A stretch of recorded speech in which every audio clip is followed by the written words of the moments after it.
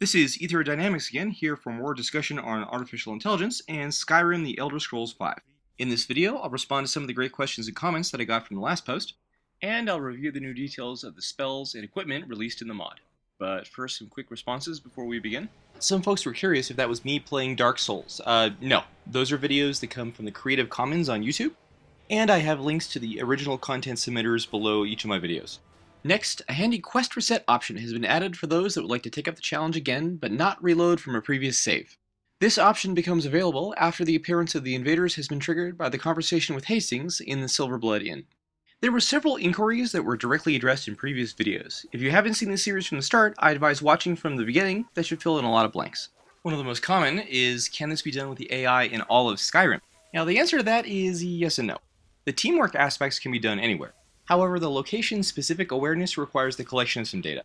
Again, see the prior videos for a fully detailed explanation. Now, I'd also like to dispel some misconceptions. I've heard some folks say that it would be impossible to do this in a full release of a game, and it would take years to code up sophisticated AI.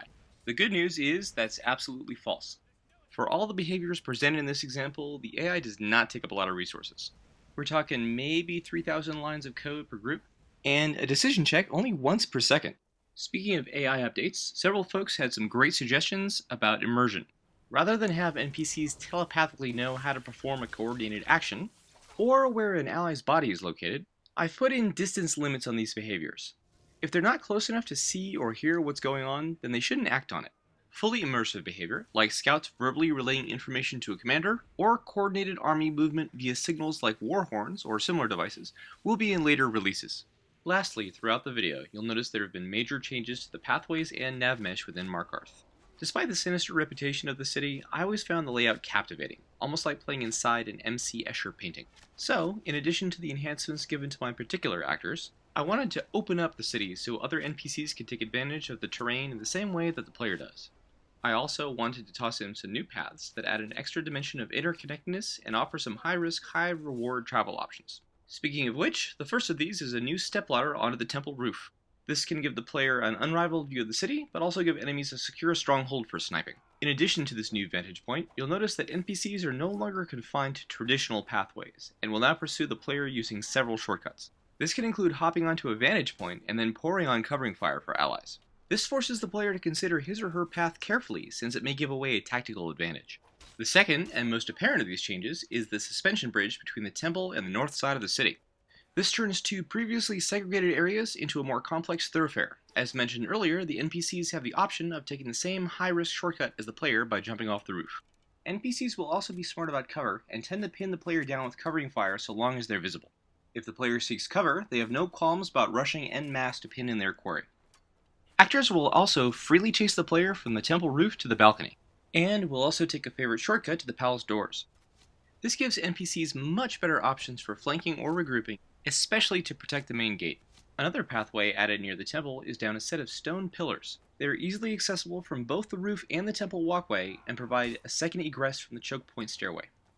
The player will have to be especially careful here, since the NPCs can take up multiple positions that give them the option to attack with ranged weapons, or take a few quick leaps to close in. And finally, you'll notice that several shortcuts have been added in to allow NPCs greater flexibility and efficiency of movement. This reduces the tendency for the AI to line up to die in choke points, and can force the player to think on their toes. And now, on to spells and equipment. When planning out this magic mod, I wanted to avoid just cranking up the damage or area of effect of standard spells. Instead, I wanted to make a new set of abilities to serve one of the most underrepresented roles in all of Skyrim, namely the Controller. Now by controller, I mean a role which deals primarily with augmenting or weakening other actors or objects, but not necessarily dealing direct damage. Rather than rely on raw hitting power alone, they can tip the scales of battle by amplifying imbalances in power to a degree that would be otherwise impossible. As shown in the pure AI versus AI fights, this is why the Forsworn and Frostmere units can successfully defeat other types of enemies, but not simply crush the player outright. Controllers smooth out the difficulty curve, which is one of the fundamental flaws in modern gaming discussed back in the first video. This leads to broader flexibility on the battlefield, and can create brand new challenges that add more options to the game. Now, to this point, one significant gap I found is the fact that warriors or thieves can invest in magic, but they end up more like a stitched together copy of a mage rather than a true specialist that can synergize both skill trees. In other words, you become someone who could swing a weapon and throw fireballs, but not someone who can use their magic to enhance how they fight close range. To fix this situation, I've put together a set of spells that are most effective when the caster is up close and personal. This can give a versatile edge to fighters and rogues, and also give pure mages the option for high-risk, high-reward gambits. First among these is Haste, which gives a boost to both movement and attack speed. Note that there are Haste Self and Haste Other variants of the spell. This can allow the controller to augment pure melee specialists, significantly enhancing the performance of a diverse group. And, as you've guessed, there's also a Slow spell, which reduces both the weapon swing speed and movement rate of the target. This is especially effective against mace and warhammer wielders, who will be left wide open whenever they attack. Note that there's no penalty for spellcasting speed, so the spell doesn't dampen the output of pure mages, but it does make it harder for them to get out of harm's way, which can be a far greater risk. Another new debuff spell is Weaken, which lowers the damage per hit from melee. Unlike Slow, which reduces how often you're hit, but not the damage, Weaken can cushion the bite of a warhammer, mace, or battle axe, so they're not instant kills as they can often be in the late game. When these two spells are used in tandem, however, it can effectively cut the damage output of a single target by roughly 75%, but only for a short time.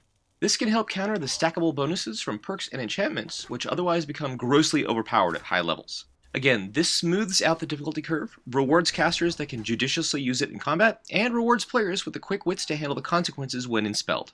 Another tool which is effective for both offense and as a deterrent is Eldritch Bolt, which increases a target's vulnerability to a given elemental magic. Despite its limited range, it has a decent-sized area of effect and can also stack up to 3 times on consecutive hits. The spell has a base 30-second lifespan, but the maximum stack can continually be extended so long as it's recast before it expires. This gives the caster the tactical options of staying close to keep the vulnerability going, switching to offense to cash in on the effects, or restricting enemy movement with the appropriate runes or walls. Similarly, a defender must decide when it's good to keep pushing in, switch to a ward, or withdraw until the effects wear off. Again, this system will reward observant and quick-witted players who correctly appraise the situation and choose the right plan of action, as well as show the consequences from being too aggressive. This spell can also help to increase the effectiveness of pure mages, who can be somewhat nerfed at higher levels when compared to the bonuses given to warriors or thieves. Rather than imbalance things with a huge constant bonus, this creates a short-term option where the mage can risk close proximity for greater damage potential. Alternatively, frontline fighters can use Eldritch Bolt to soften up targets and leave the high damage spells to magic users who strike at a distance. This strength through diversity and specialization is what makes the Frostmare unit able to crush other more homogeneous types of enemies. Speaking of close combat, there are a few spells, like Bound Weapons, which are nice early on but quickly become overshadowed by powerful enchantments in the late game. Now there are 3 new boosts to keep these neglected options relevant. As the names imply, these are 3 new spells which grant temporary powers to the caster's weapon. Not only do these stack with current enchantments, but they also remove the need for an actor to carry around multiple weapons just in case they face an enemy immune to one kind of elemental magic. This also helps the caster trade off between consuming soul gems or magicka to fuel their arsenal. As demonstrated here, this is especially apparent with a Swiftwind Dagger and Glass Rapier, whose increased attack rates deliver the added damage on a per-hit basis. This becomes even more acute when combined with the Eldritch Bolt spell, which can open up a target for even more damage. However, this pales in comparison to the boost given exclusively to Bound Weapons. If allowed to fully power up with a triple Eldritch Bolt and a timed enhance, a spell sword can become a true terror on the battlefield, if only for a short while. For those that have dreamed of playing a spell-boosted martial artist, or a wizard that can throw down with the best of fighters, then the Fist of Fury spell is for you. For 15 seconds, the caster will be empowered with incredible unarmed attacks. Normal punches will do an additional 10 damage and have a 25% chance to stagger the target, but a power attack will deliver an extra 30 damage and send the target flying. Note, a successful power attack instantly drains all remaining time for the spell.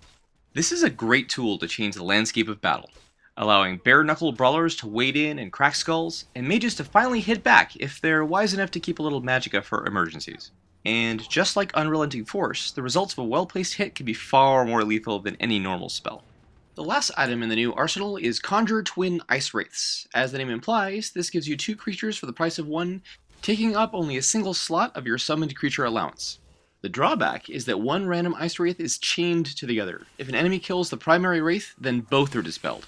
This puts a slight twist on the standard summoning spells, which are otherwise just simple variants of each other. And finally, there's a new one-shot magic item, the Ring of the Phoenix. Rather than make a new enchantment that would give yet another permanent boost to the player, I wanted to create an extremely expensive, rare, and powerful artifact that has a single use. It's perfect when the player is backed into a corner and facing overwhelming odds. When equipped, the ring gives the wearer minor bonuses and penalties against elemental magic. It also adds the power to release the raw magic bound within. Once activated, the ring will wreathe the wearer in intense flame, provide complete immunity to fire, continually heal them, and sprout columns of flame behind them as they move. All of these will persist for 15 seconds as the ring begins to slowly overload. Note that while these effects are active, the player is free to use both of their hands. They can wield or cast while the Inferno swirls around them. Finally, the unstable magic builds to a crescendo and is released in one huge firestorm along with a massive heal on the target, allowing them to arise reborn from the heart of the flames. If the player inspects the ring afterwards, they will find merely a burned out remnant of what once held powerful magics. They should also be careful as they are no longer immune to the fires left from the massive immolation. As one might guess, many would consider the secret for making such a powerful and dangerous item is worth killing for, and will figure prominently in the upcoming quest. Feedback on the AI, spells, equipment, NPC navigation, and changes to gameplay are all welcome. The next video will be a culmination of all the changes and ideas thus far. Please feel free to post your reflections, questions, comments, and critiques here. This has been another presentation by Ether Dynamics. Thank you for watching.